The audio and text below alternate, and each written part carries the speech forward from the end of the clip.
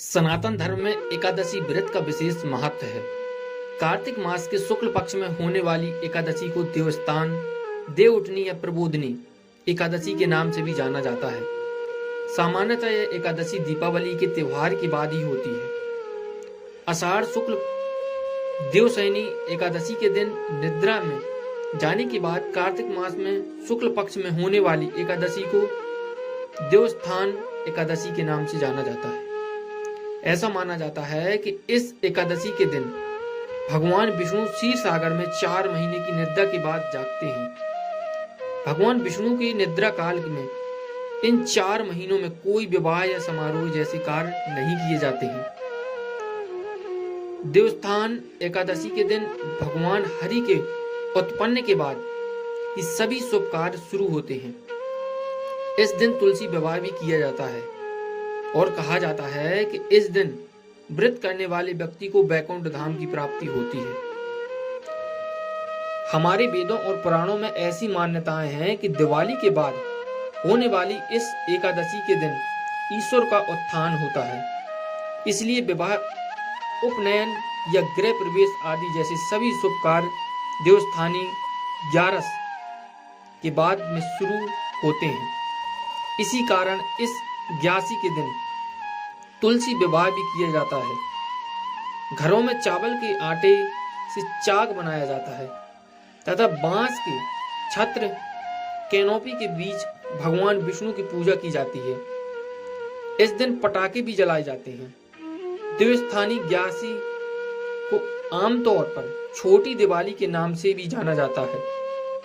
81 के इस दिन से मंगल का संवाहक फिर से अपनी शक्ति प्राप्त करता है। कार्तिक शुक्ल एकादशी के दिन तुलसी विवाह के साथ ही घर में सभी सकारात्मक कार्य सुचारू रूप से किए जा सकते हैं।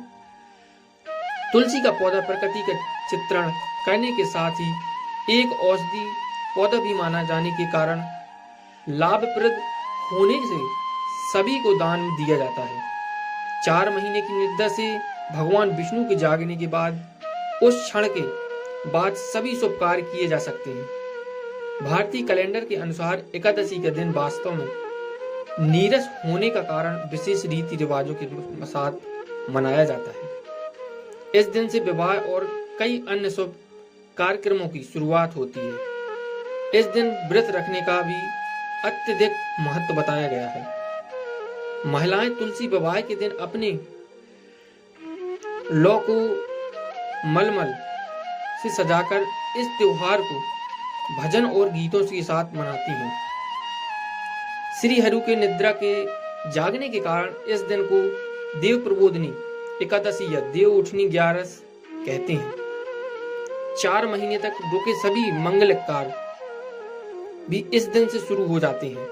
विष्णु पुराण के अनुसार आषाढ़ शुक्ल पक्ष की एकादशी, जिसे हरिशयनी एकादशी भी कहा जाता है, दिन श्री हरि की योग निद्रा में सोने के बाद कार्तिक मास की एकादशी के दिन देवताओं द्वारा जगाए जाने पर शंखासुर नामक भयानक असुर का विनाश किया था।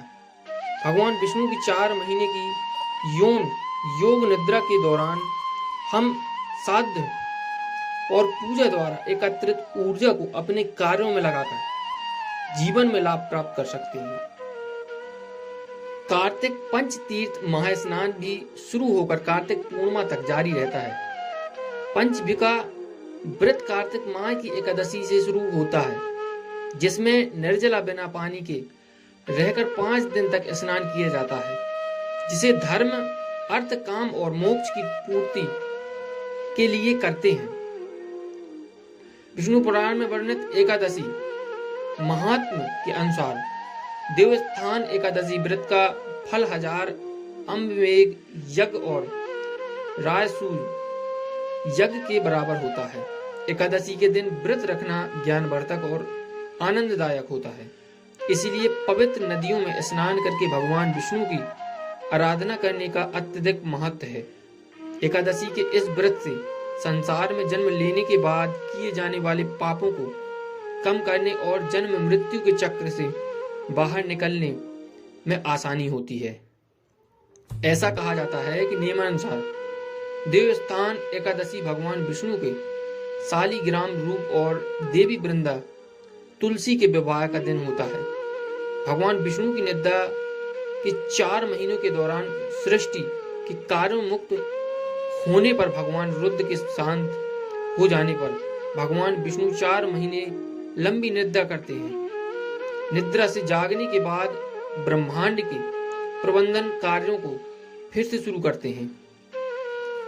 इस दिन पूर्ण समर्पण और विश्वास के साथ भगवान विष्णु की पूजा की जाती है। दिन के उजाले में घर की छत पर दीपक रखकर आनंद और सुख में वृद्धि करने के लिए रात में रोशनी करके घर के किसी भी हिस्से में अंधेरा नहीं होने देना चाहिए। देवस्थान एकादशी के दिन पौधे में से तुलसी नहीं तोड़नी चाहिए।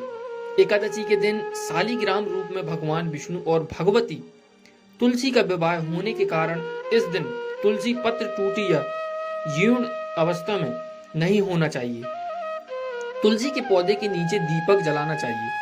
अगले दिन द्वादशी तिथि को तुलसी पत्र खाकर व्रत खोलना चाहिए। व्रत करने वाले व्यक्ति को तुलसी पत्र स्वयं न तोड़कर व्रत न करने वाले बच्चों या बड़ों से तुलसी पत्र तोड़वाकर लेना चाहिए। दोस्तों, अगर आपको यह हमारी वीडियो पसंद आए तो हमारी चैनल को प्लीज सब्सक्राइब जरूर कीजिएगा। धन्यवाद।